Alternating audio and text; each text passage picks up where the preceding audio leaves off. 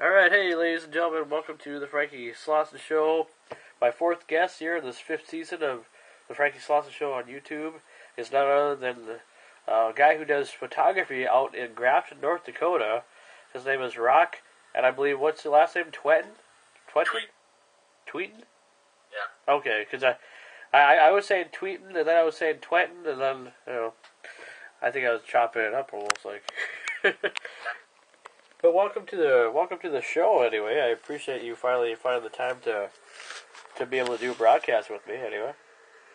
Thank you. It should be fun. Yeah, it should be. Photography is always something that if I never did the YouTube thing or never did the radio thing, I probably would try to take into it, because it seems like a good hobby anyway. Yeah. It's a lot of fun. Yeah, I would say so. For those that don't know you or what you do, can you tell the viewers a little bit about yourself and your business? Started in 1979, the studio on November 15th, and November 14th, and then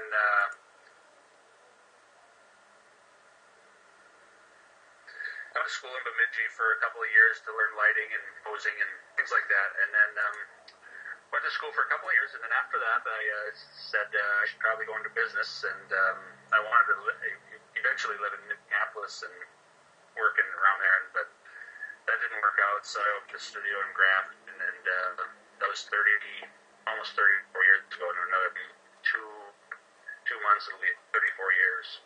Jeez, that's a long time. Yeah.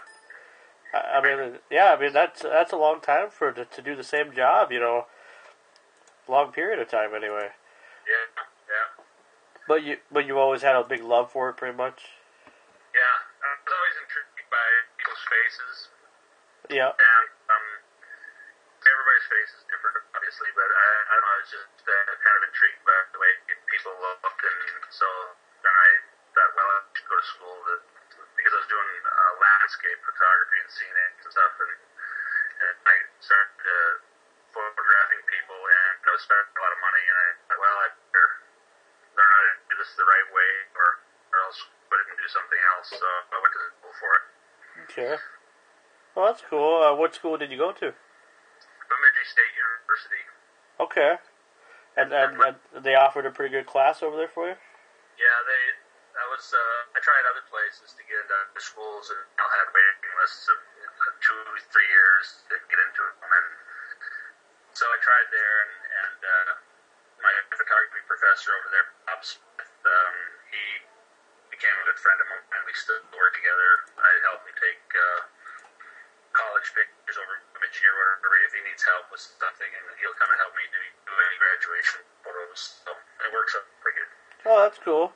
So, let's kind of go back to your beginnings. Like, what was life like for you before you became a photographer? Like, just growing up, basically. It was usual things.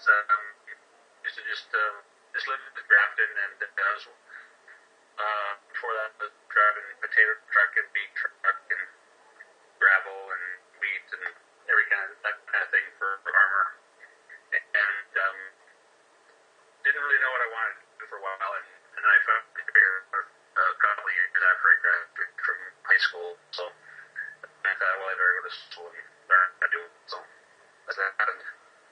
Okay. Well, that sounds pretty good. I mean, it seems like anybody that grew up in Minnesota or North Dakota was a farmer at one time. Yeah. Farmer or teacher or something, anyway. So, Right. So what are some of your best photo memories of being a photographer? Well, there's many of them. I can't even. I got a lot of them. We did. I've done celebrities for since 1983, and so I've been over 1,200 different celebrities and shows, musicals, plays, and different celebrities. So, and I got stories for all kinds of them, and a lot of them I forgot about. So Okay. But, Yeah. Okay. Yeah, I remember. Well, one of the memories I guess I can say from last year anyway, how I kind of met you in the first place was, well, I didn't meet you at the TNA event, but I remember seeing some of the photos that you took from that event. Okay. Yeah. And when TNA Wrestling was in Grand Forks, and I was actually in a couple of your photos, like way from the distance. Oh, okay. Okay, that's how. Okay. And I didn't know that. yeah, and that's how I found you on Facebook and everything, and I had you as a friend, and we've been friends ever since. Oh, okay, okay. So if you're kind of wondering how it all kind of, and then and throughout the period of time, I looked at some of the photos that you've been taking and stuff, and you really are good on detailing every way. I mean, they turn out very good. Yeah. Yeah, that's it. And things have changed a lot since Ditch came out. Back in the film days, every time you push a button on the shutter, it would cost you $1 for film to process it. And so that bill went up pretty fast. I think that bill was around for people. There a lot of people who wouldn't dare do that because really had no lighting, didn't know how to exactly what was going to happen when you push the button and what was the background turn out like and what the face was going to turn out like. So you had no idea. Really lighting, so. Oh, sure. So, how do you think photography will be like, or how will it change in the next 10 to 20 years? That's gonna be a hard one. I don't know. That's hard to predict. Because if you had told me even 10 years ago what we're doing now, I would have said that's insane. That could never be done. And the things that are going on now, it's kind of amazing. So. Yeah, I tell you, it's definitely from going from the days of the cameras that would take your picture, that would be bigger cameras, and now digital cameras that you can upload on your computer. It's amazing. Yeah, and we always back in the old days we used that 1/4-inch film, and I had a 45 camera too, so Okay. 4x5-inch film once in a while, and so it's a whole ball game nowadays. Sure. So my last question for you, what advice do you have for anyone who wants to be in the photo business?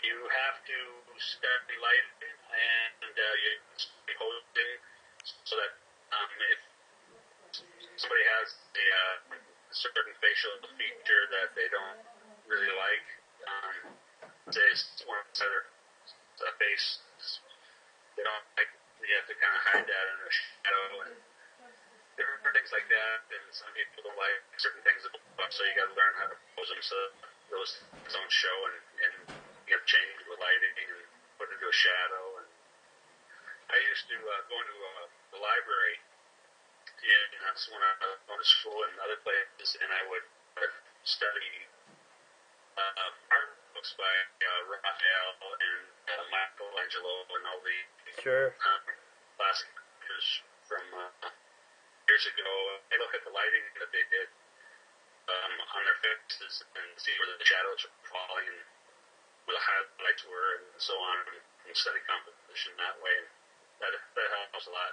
You also have to know business and learn how to price things.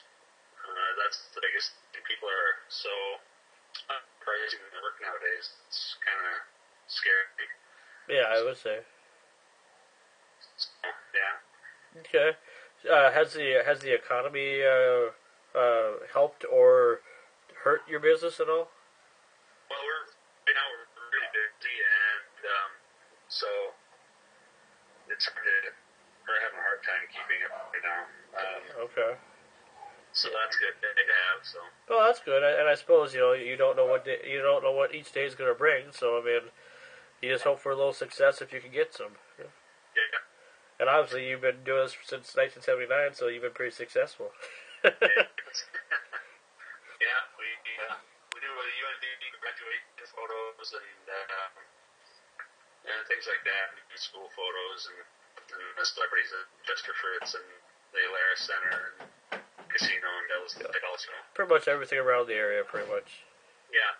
Do you have a website where people can get a hold of you if they want you to do their pictures? Yeah, it's www.twetensphotography.com, and there's another photographer out in Oregon who does just Phoenix, and that's a Tweeten photography without the S on it. So ours has a S on the end. Okay.